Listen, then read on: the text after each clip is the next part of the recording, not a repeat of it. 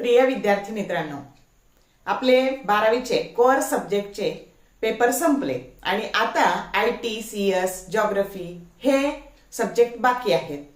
पण आता आपल्याला आपल्या CETच्या नीटच्या अभ्यासाला सुरुवात केली पाहिजे आणि कुठल्याही गोष्टीची सुरुवात करताना त्याचं जर प्रॉपर प्लॅनिंग केलं, त्याचं जर व्यवस्थित नियोजन केलं तर काम सोपं होतं.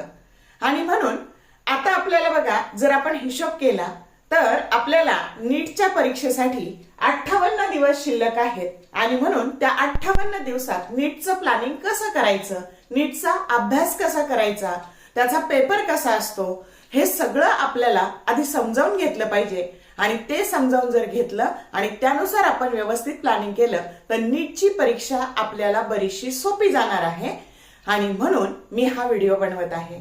तर मी दीपाली कुलकर्णी देशमुख माझ्या विंग्स ऑफ फिजिक्स या चॅनलमध्ये आपल्या सगळ्यांचं मनपूर्वक स्वागत करते. मग आता बघा, सगळ्यात आधी काय करायचं तर फरक लक्षात घ्या. तुमची सीईटीची जी परीक्षा असते आणि जेईची जी परीक्षा असते ती ऑनलाईन असते, म्हणजे ती कम्प्युटर बेस्ड असते. आणि नीटची जी परीक्षा असते ती ऑफलाईन असते, म्हणजे तुम्हाला OMR शीट दिलं जातं आणि त्याच्यामध्ये तुम्हाला पेनने ते जे काही सर्कल आहे ABCD जो ऑप्शन आहे तो सर्कल डार्क करून भरावा लागतो. म्हणजे ही परीक्षा ऑफलाईन आहे. आणि म्हणून आता बघा, त्याचं अभ्यासाला सुरुवात करण्यापासून परीक्षेच्या 3 तासात OMR शीट भरण्यापर्यंत आपल्याकडे प्रॉपर प्लॅनिंग, प्रॉपर स्ट्रॅटेजी असेल तरच आपल्याला सक्सेस मिळतं. आणि म्हणून सगळ्या बारीक बारीक गोष्टींचा विचार करून मी हा व्हिडिओ बनवलेला आहे. त्याच्यामध्ये सगळ्या गोष्टी डिटेल सांगण्याचा प्रयत्न केलेला आहे. बघा तुम्हाला कितपत उपयोगी पडतात त्या. आता सगळ्यात पहिली गोष्ट बाळांनो, सीईटीला तुमचं स्टेट बोर्डचं टेक्स्ट बुक वापरायचं आहे, पण तुमच्या नीटच्या परीक्षेला NCERTचे बुक्स वापरायचे आहेत. म्हणजे आजपर्यंत तुम्ही घेतले नसतील विकत तरी आता विकत घ्या, कारण पूर्ण प्रश्नपत्रिका ही NCERTच्या पुस्तकातून पडणार आहे. आणि आता तुम्ही म्हणाल, आता 2 महिने राहिले, 58 दिवस राहिले, आता कुठे NCERT विकत घ्यायला सांगता? तर घाबरून जाऊ नका. तुमचे जे स्टेट बोर्डचे जे पुस्तक आहे ना बाळांनो, त्यातला 80% सिलेबस हा तुमच्या NCERTतलाच आहे. आणि म्हणून आता ती पुस्तकं कशा करता विकत घ्यायचे तर तुमचे सगळे जे प्रश्न आहेत ना ते सगळे ह्या NCERTच्या पुस्तकातूनच पडणार आहे. आणि म्हणून तुम्ही जरी स्टेट बोर्डचे स्टुडंट असाल तरी तुम्ही NCERTचे पुस्तक विकत घ्या. पाहिजे तर शेअरिंग मध्ये घ्या. 2 मित्र जर असतील तर 11वीचं एक आणि 12वीचं एक एकाने विकत घ्या आणि 11वीचं दुसरं आणि 12वीचं दुसरं असे शेअरिंग मध्ये विकत घ्या, कारण तुम्हाला 2 महिनेच ते वापरायचे आहेत. आणि हवं तर परीक्षा झाल्यावर एखाद्या गरजू व्यक्तीला देऊन टाका, नंतर गरजू विद्यार्थ्याला ते देऊन टाका. मग आता बघा, पुस्तकं घेतल्यानंतर काय करायचं तर read lesson line by line. आता सगळ्यात जास्त फोकस कुठे करायचा? बायोला करायचा, कारण 720 मार्कापैकी तुमचं 360 मार्काला बायो आहे. आणि म्हणून हा तुमचा सगळ्यात मोठं कॉन्सन्ट्रेशन, जास्त मार्क देणारा तुमचा बायो आहे. आणि म्हणून बायोचं जे पुस्तक आहे तर दोन्ही पुस्तकं ते अगदी ओळ न ओळ वाचायचे आणि त्यातून तुम्हीच प्रश्न तयार करायचे की ह्या ओळीवर काय प्रश्न येऊ शकतो, ह्या लाईनवर काय प्रश्न येऊ शकतो. आणि ह्या पद्धतीने तुम्ही काळजीपूर्वक पुस्तक वाचा आणि तुम्हीच प्रश्न तयार करा. तिथेच तुमचं खूप काम सोपं झालं बाळांनो. तर या पद्धतीने म्हणजे बारीक बारीक गोष्टी पुस्तकातल्या वाचायच्या. आणि फिजिक्सच्या बाबतीत काय करायचं बघा, तर फिजिक्सच्या मध्ये तुम्ही जे एक्सरसाइज आहे, तुम्ही बघा जुन्या क्वेश्चन पेपर जर पाहिल्या तर पूर्ण NCERTचे जे एक्सरसाइज आहे त्यातूनच तुमचे प्रश्न पडलेले आहेत. त्यानंतर सॉल्व्ह न्यूमरिकल्स आहेत ते सुद्धा पडलेले आहेत. त्यानंतर बघा, ग्रॅव्हिटेशन चॅप्टरच्या मध्ये डायमेन्शनचा चार्ट आहे तो जसाच्या तसा पडलाय. इलेक्ट्रोमॅग्नेटिक स्पेक्ट्रमचं, इलेक्ट्रोमॅग्नेटिक वेव्हच्या खाली जो चार्ट आहे जो जसाच्या तसा पडलाय. आणि म्हणून त्यातले चार्ट चांगले करा, त्यातल्या ग्राफचा नीट अभ्यास करा, समरी करा. तिथे जे बॉक्सेस आहेत त्या बॉक्सेस मधले त्या काळजीपूर्वक त्याच्यावर फोकस करा, ते बॉक्सेस चांगले करा तुमच्या पुस्तकातले. आणि या पद्धतीने फिजिक्सचा टेक्स्ट बुकचा असा उपयोग करा. मग बघा, मग काय करायचं तर धडा वाचल्यानंतर तुम्ही फॉर्म्युला शीट बनवायचं. स्वतःचं फॉर्म्युला शीट बनवा. ते शेवटची जी तिसरी रिव्हिजन तुमची असणार आहे त्याला ते खूप उपयोगी पडणार आहे. आणि म्हणून त्या फॉर्म्युले जर पाठ केले आणि त्यातून तुमचं खूप काम सोपं होणार आहे. रेग्युलर पेक्षा नीटची परीक्षा किंवा ह्या एमसीक्यूच्या परीक्षा तशा खूप सोप्या आहेत. कारण रेग्युलरला आकृती पाठ करा, त्याचं डिस्क्रिप्शन लिहा, फरक पाठ करा, लॉ पाठ करा, असं होतं. इथं तसं नाहीये. फक्त फॉर्म्युले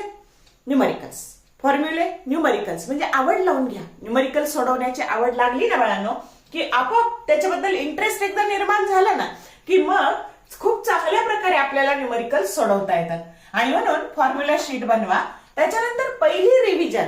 आता बघा तुमच्या फिजिक्सचे 2024चा जो सिलेबस आहे त्याच्यात 20 चॅप्टर आहे. अशा प्रत्येक विषयाची 20-20 चॅप्टर म्हटलं तरी तुमचा 40 दिवसात अभ्यास व्हायला पाहिजे. पहिली रिव्हिजन किती दिवसात कंप्लीट करा?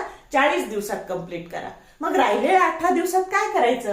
तर दुसऱ्या रिव्हिजनसाठी 12 दिवस वापरा आणि त्या 12 दिवसात मॉक टेस्ट म्हणजे प्रॅक्टिस मेक्स मॅन परफेक्ट. त्याने तुमचा कॉन्फिडन्स, मॉक टेस्ट दिल्या ना बाळांनो की जेवढे पेपर सोडवता येतील तेवढे पेपर सोडवा.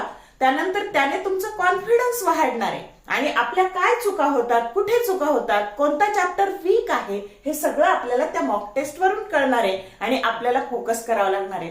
बघा बाळांनो, जर तुम्ही आता अभ्यास केला नाही ना तर तुम्ही जर गॅप घेतला तर 1 वर्ष तुमच्या आयुष्यातून पूर्ण वजा होतं आणि फर्स्ट अटेम्प्टला जे सक्सेस मिळतं ते सेकंड अटेम्प्टला मिळेलच याची शाश्वती नसते. मग वर्ष वाया जाण्यापेक्षा 17 ते 18 तास, अजून वेळ हातात आहे, 17 ते 18 तास जर रोज अभ्यास केला आणि 6 तासाची प्रॉपर झोप घेतली तर तुम्ही नीट क्रॅक करू शकता. बघा काही प्रश्न तर एवढे सिंपल असतात नीटला की असं वाटतं अरे हा खरंच 4 मार्काचा प्रश्न आहे का? पण एवढ्या मोठ्या सिलेबस मधून फक्त 50 प्रश्न तुम्हाला फिजिक्सचे पडणार आहे आणि हे काम चॅलेंजिंग आहे. म्हणून तुम्ही जर कन्सेप्ट क्लिअर केला, महत्वाच्या ज्या मी आता गोष्टी सांगते आहे याच्यावर फोकस केला तर तुम्ही सहजासहजी नीट क्रॅक करू शकता. आलं लक्षात? म्हणजे अजून हातातून वेळ गेलेली नाही. आपण छत्रपती शिवरायांच्या लढाऊ संभाजीराजांच्या महाराष्ट्रात राहतो आणि म्हणून शेवटपर्यंत लढत राहणं हे त्यांच्याकडून आपण शिकलं पाहिजे. शस्त्र कधीच टाकायची नाही, हार कधीच मानायची नाही आणि म्हणून शेवटपर्यंत तुम्ही लढत राहिलं पाहिजे, शेवटपर्यंत प्रयत्न केले पाहिजे. आणि म्हणून 12 दिवसात दुसरी रिव्हिजन करा, त्याच्यात मॉक टेस्ट द्या, आपलं काय चुकतं त्याच्यावर फोकस करा आणि उरलेले जे 6 दिवस आहे ना ती थर्ड रिव्हिजन, फायनल रिव्हिजन करा. मग त्यावेळेस हे सगळे रिॲक्शन्स, महत्वाच्या रिॲक्शन्स, फॉर्म्युला शीट याचा उपयोग करा. आलं का लक्षात? Final revision. आता कुठलंही पुस्तक वापरलं तर 5 प्रमाणात अभ्यास करा. म्हणजे त्या पुस्तकात तुम्ही जर नीटचे एका चॅप्टरचे 300 प्रश्न असतील तर 5 मधला एक सोडवायचा म्हणजे 300 पैकी किती 60 प्रश्नांची तयारी करा. म्हणजे साधारणतः एका फॉर्म्युल्यावर 1 असं तुमचं झालं पाहिजे. या पद्धतीने सगळे फॉर्म्युले कव्हर होतील. या पद्धतीने त्या पुस्तकातून अभ्यास करा. त्यानंतर रोज डेली प्रॅक्टिस करा. बघा एमसीक्यू सॉल्व्ह करण्याची आणि पीवायक्यू कडे नीट लक्ष द्या.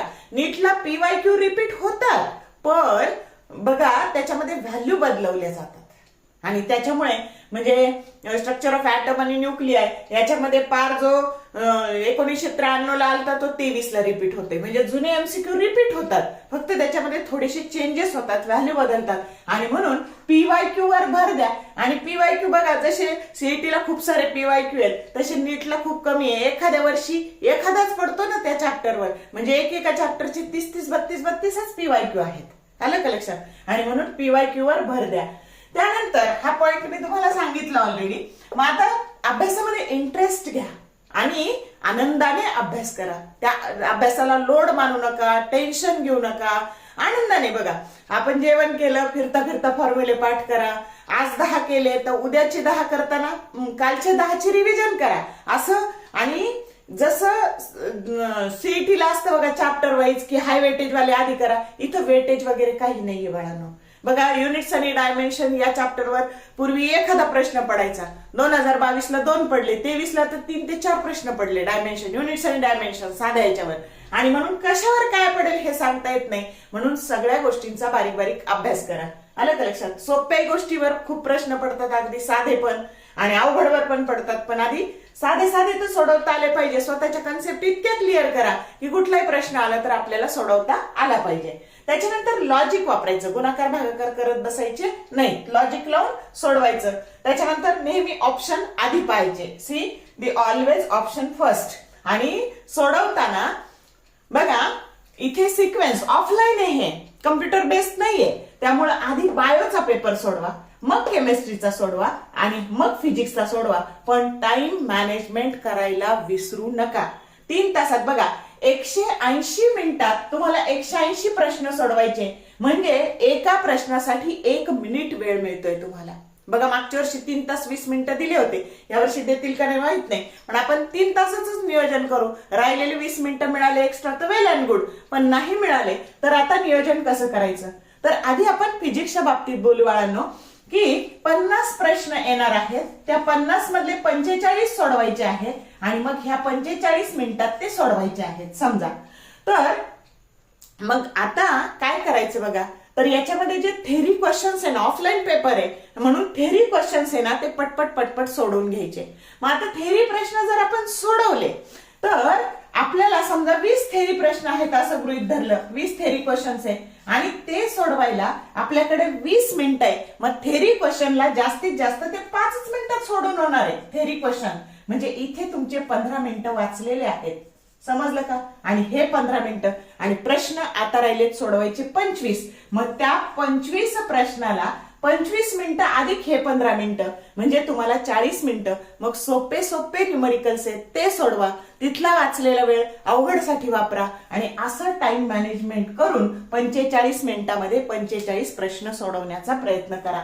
आता जेव्हा याची स्ट्रॅटेजी जेव्हा सांगणार आहे ना बाळांनो, तर किंवा लगेच सांगून टाकते, इथे ए आणि बी असे 2 सेक्शन असतात. तर ए मध्ये 35 प्रश्न कंपल्सरी असतात आणि राहिलेल्या 15 मध्ये तुम्हाला चॉईस असते, त्यातले 10 सोडवायचे असतात.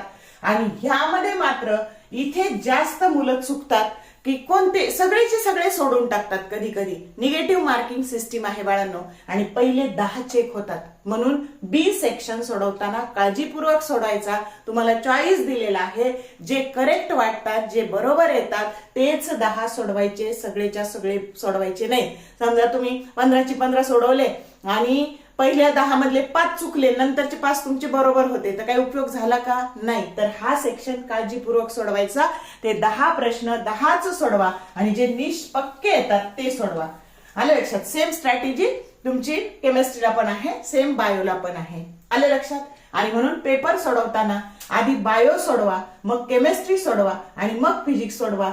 आता बघा जनरली बायोची सगळ्यांनी तयारी केलेली असते. डॉक्टर व्हायचं म्हटल्यावर बायोत आवड असतेच. आलं का लक्षात? बायो येतं, केमिस्ट्री येतं आणि फिजिक्स मध्ये बऱ्यापैकी मुलं मार खातात बघा.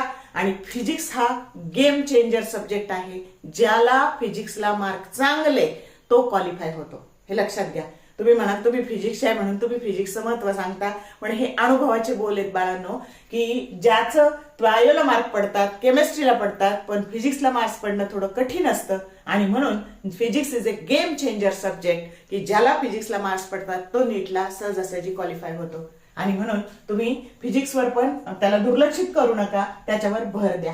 समजलं का? आणि या पद्धतीने मग आता बघा थेरी क्वेश्चन सोडवा, मग इझी न्यूमरिकल्स सोडवा, मग डिफिकल्ट न्यूमरिकल्स सोडवा. अटेम्प्ट म्हणजे सिलेक्टेड प्रश्न अटेम्प्ट करा, सगळे प्रश्न अटेम्प्ट करू नका. सिलेक्शनला तुम्हाला बी सेक्शन मध्ये वाव आहे, हे ऑलरेडी सांगितलेलं आहे. आणि मग हे टाइम मॅनेजमेंट तुम्हाला परीक्षेच्या कालावधीत जमलं पाहिजे. डोकं त्या 3 तासात स्थिर राहिलं पाहिजे. आता मी नंतर OMR शीट परीक्षा थोडे दिवस राहिले की मी OMR शीट कसं भरायचं, कोणत्या स्ट्रॅटेजीने भरायचं याचा व्हिडिओ अपलोड करेल.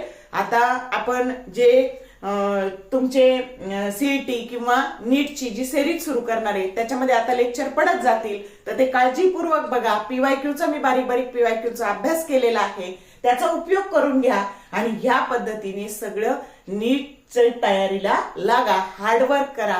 आपण ससा आणि कासवाची गोष्ट पाहिलेली आहे की 1-2 दिवस माणूस करतो खूप उमेदीने, परत एरे माझ्या मागल्या, परत आळस येतो. तसं करू नका. सोशल मीडिया हा चांगल्या कामाकरता वापरा. अभ्यासासाठी मोबाईल जरूर वापरा.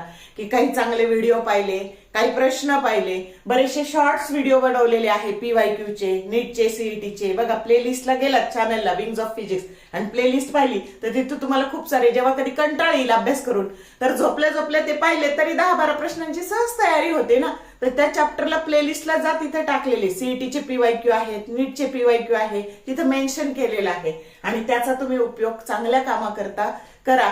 आणि ससा आणि कासवाच्या गोष्टीप्रमाणे steady and consistency always wins the race. आणि म्हणून अभ्यासामध्ये सातत्य ठेवा, त्याने तुम्हाला सक्सेस मिळणार आहे. हार्डवर्क केलं तर यशापासून आपण कधीच दूर नसतो आणि कोणतीच गोष्ट या जगात इम्पॉसिबल नाही. फक्त तुम्ही ठरवा, आधी स्वतःवरचा विश्वास ठाम ठेवा आणि अभ्यासाला लागा. बघा, मला खात्री आहे या व्हिडिओचा तुम्हाला खूप सारा उपयोग होईल. तुम्हाला व्हिडिओ आवडला, लाईक करा, शेअर करा, कमेंट करा आणि जर तुम्ही चॅनलला सबस्क्राईब केलं नसेल तर सबस्क्राईब करा, जेणेकरून येणाऱ्या व्हिडिओचे नोटिफिकेशन्स तुम्हाला मिळत जातील आणि तुमच्या अभ्यासात त्या व्हिडिओची निश्चित मदत होईल याची मला खात्री आहे.